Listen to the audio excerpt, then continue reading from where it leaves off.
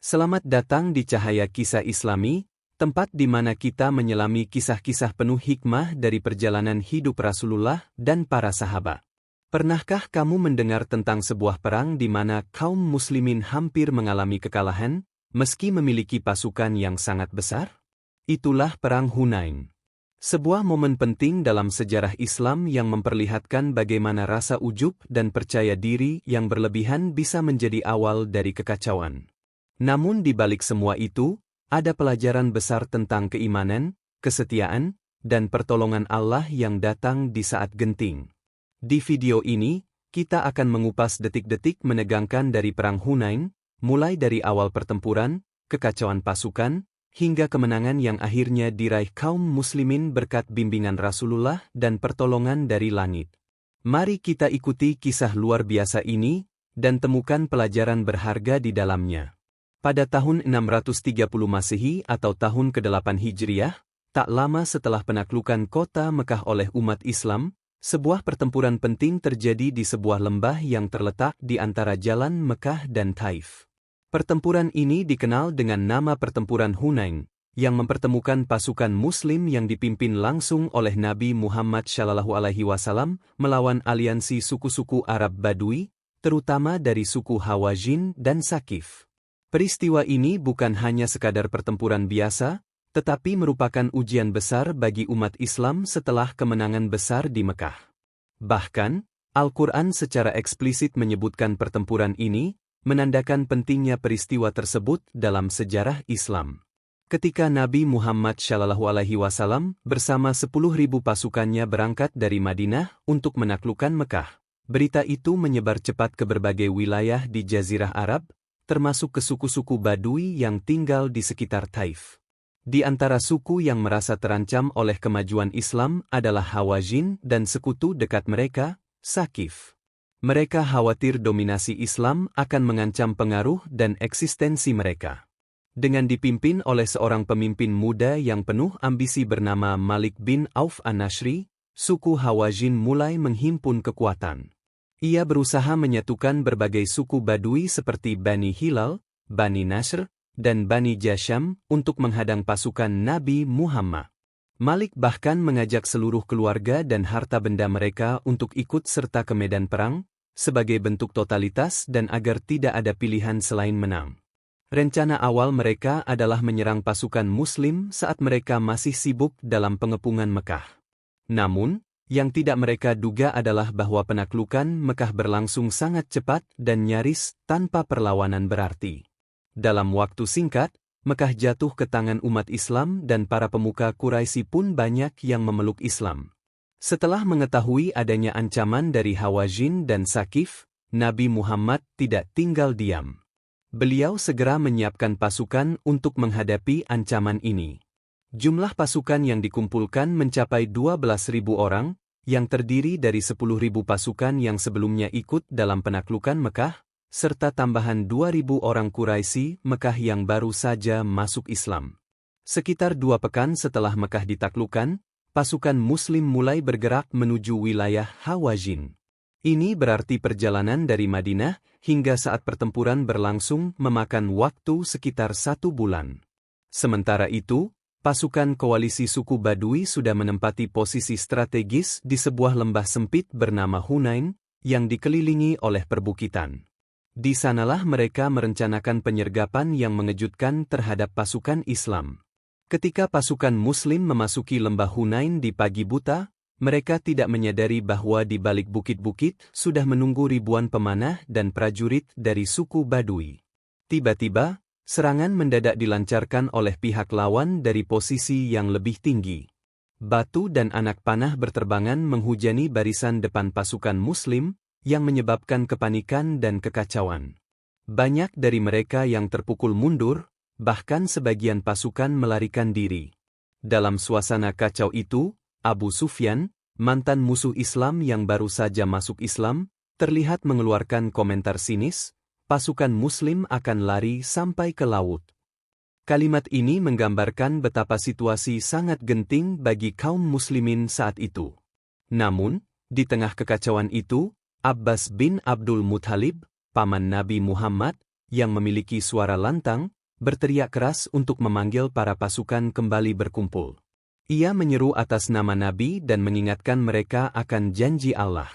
Bersama Ali bin Abi Thalib, sepupu Nabi, mereka berdua berhasil menghimpun kembali barisan kaum muslimin yang tercerai-berai.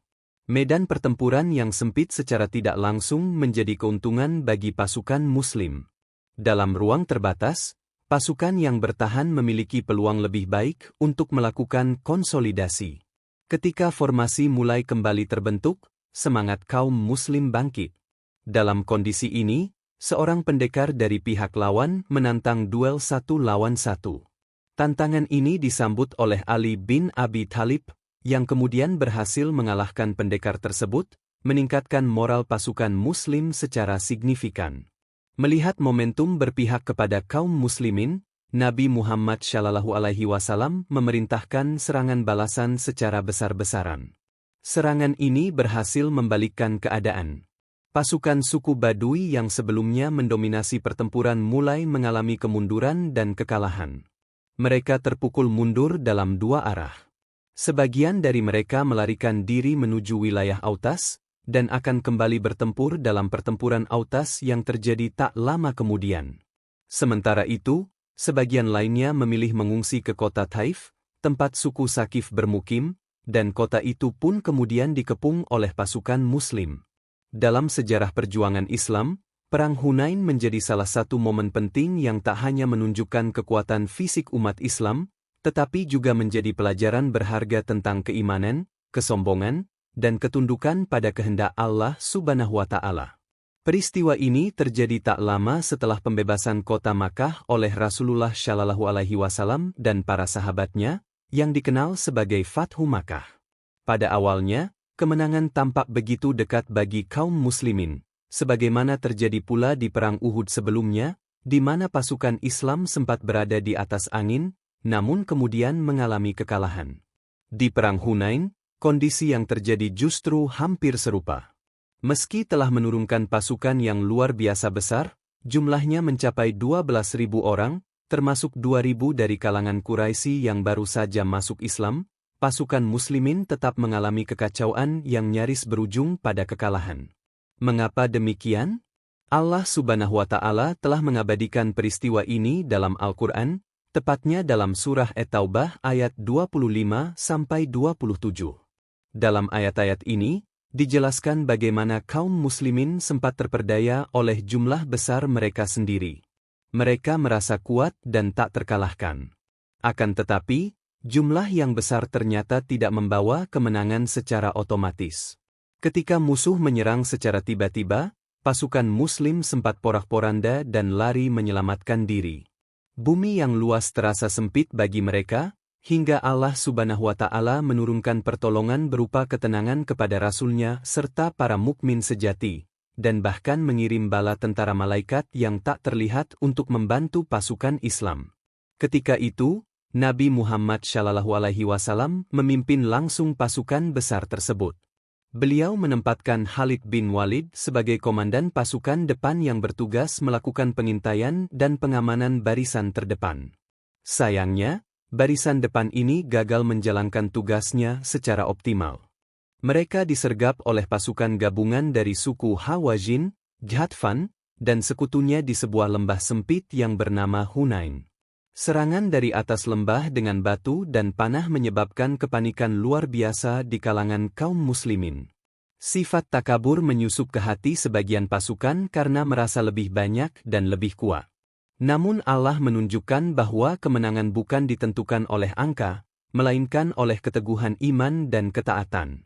Dalam kekacauan itu, banyak dari pasukan muslim yang melarikan diri dari medan tempur, bahkan sebagian sahabat pun sempat meninggalkan Rasulullah SAW sendirian. Namun di saat genting itulah terlihat keagungan dan keberanian Rasulullah SAW. Beliau tetap berdiri teguh, tidak gentar sedikit pun.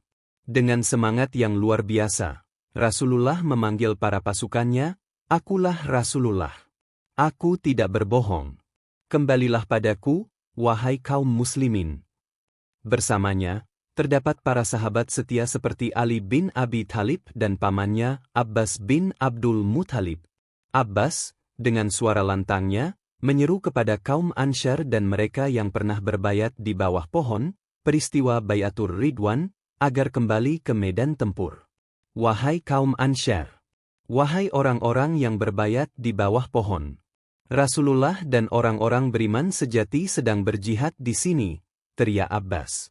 Seruan itu menggugah hati pasukan Muslim. Mereka yang awalnya lari karena takut dan panik, mulai kembali satu persatu. Mereka berkumpul di sekitar Rasulullah Shallallahu Alaihi Wasallam dan mulai mengatur kembali barisan. Ali bin Abi Thalib, dengan keteguhan hatinya, mengambil peran penting dalam mengorganisir barisan yang tersisa dan melancarkan perlawanan. Salah satu strategi penting adalah bagaimana Ali menerima tantangan duel dari salah satu komandan musuh, lalu berhasil menumbangkannya, yang sekaligus membangkitkan semangat para prajurit lainnya. Setelah pasukan kembali tertata, Rasulullah memerintahkan serangan balasan secara menyeluruh. Pasukan musuh, yang sebelumnya mendominasi dengan serangan mendadak, kini mulai goyah. Sebagian dari mereka melarikan diri menuju daerah Autas, yang nantinya menjadi lokasi pertempuran tersendiri. Sementara kelompok lainnya bersembunyi di Taif, yang kemudian dikepung oleh pasukan Islam. Perang Hunain akhirnya dimenangkan oleh kaum muslimin. Anas bin Malik meriwayatkan bahwa perang ini melibatkan pasukan musuh dari suku Hawazin dan Ghatfan yang datang ke medan tempur membawa serta harta kekayaan dan keluarga mereka. Ketika kekalahan menimpa mereka, kaum muslimin berhasil menyita harta rampasan yang sangat besar, sekitar 6.000 tawanan, 24.000 unta, 40.000 ekor kambing, dan 4.000 wakih perak, di mana satu wakih setara dengan lebih dari 200 gram perak. Namun, kemenangan ini tidak membuat Rasulullah Shallallahu Alaihi Wasallam dan pasukannya menjadi serakah. Sebaliknya, mereka menunjukkan kemurahan hati yang luar biasa. Dari ribuan tawanan, sebanyak 600 orang dibebaskan secara cuma-cuma. Sisanya ditempatkan di penampungan khusus hingga proses penyelesaian damai selesai. Perang Hunain juga menjadi medan uji bagi para mualaf, yakni kaum Quraisy yang baru masuk Islam. Banyak di antara mereka yang awalnya goyah, namun pada akhirnya mendapat pelajaran penting tentang arti iman sejati. Perang ini mengingatkan umat Islam bahwa kemenangan tidak semata-mata berasal dari kekuatan fisik, melainkan dari keikhlasan, keyakinan, dan keberanian untuk tetap bertahan meski dalam kondisi tersulit sekalipun. Bahkan, dalam konteks yang lebih luas, Perang Hunain menjadi simbol bahwa Allah selalu menguji umatnya. Ketika umat Islam merasa kuat dan tinggi hati, maka Allah mengingatkan dengan ujian. Dan ketika mereka kembali kepadanya dengan rendah hati, maka pertolongannya datang dalam bentuk yang tak terduga. Setelah kemenangan diraih, Rasulullah Shallallahu Alaihi Wasallam memberikan contoh kepemimpinan yang adil dan bijaksana. Beliau tidak langsung membagi rampasan perang kepada seluruh pasukan secara rata, melainkan memperhatikan kebutuhan dan keadaan individu. Para mualaf Quraisy, misalnya, mendapat bagian yang cukup besar sebagai bentuk pendekatan hati, sedangkan kaum Ansyar, meski tidak mendapatkan bagian sebanyak itu, tetap menerima keputusan Nabi dengan lapang dada karena cinta mereka kepada Islam dan Rasul-Nya melebihi harta dunia. Melalui Perang Hunain, umat Islam diajarkan bahwa ujian dalam perjuangan itu bukan hanya datang dari musuh di luar, tetapi juga dari dalam diri sendiri, kesombongan, keraguan, dan kepanikan. Namun, jika hati tetap teguh pada Allah, maka jalan kemenangan akan selalu terbuka, bahkan dari kondisi yang paling genting sekalipun. Begitulah kisah heroik Perang Hunain. Sebuah peristiwa yang menjadi pengingat bahwa kemenangan bukan hanya ditentukan oleh jumlah pasukan, tapi oleh keikhlasan, keteguhan hati, dan pertolongan Allah semata. Dari kekacauan yang hampir berujung pada kekalahan, kaum muslimin bangkit kembali bersama Rasulullah Shallallahu Alaihi Wasallam, menyatukan barisan dan menjemput kemenangan dengan penuh keyakinan. Kisah ini pun diabadikan dalam Al-Quran, sebagai pelajaran bagi umat Islam sepanjang masa. Semoga kita bisa mengambil ibrah dari kisah ini, untuk senantiasa rendah hati, tawakal, dan yakin akan pertolongan Allah, kapanpun dan dalam kondisi apapun. Jangan lupa like, komen, dan share video ini agar semakin banyak yang mendapatkan manfaatnya. Sampai jumpa di kisah Islami selanjutnya, hanya di Cahaya Kisah Islami.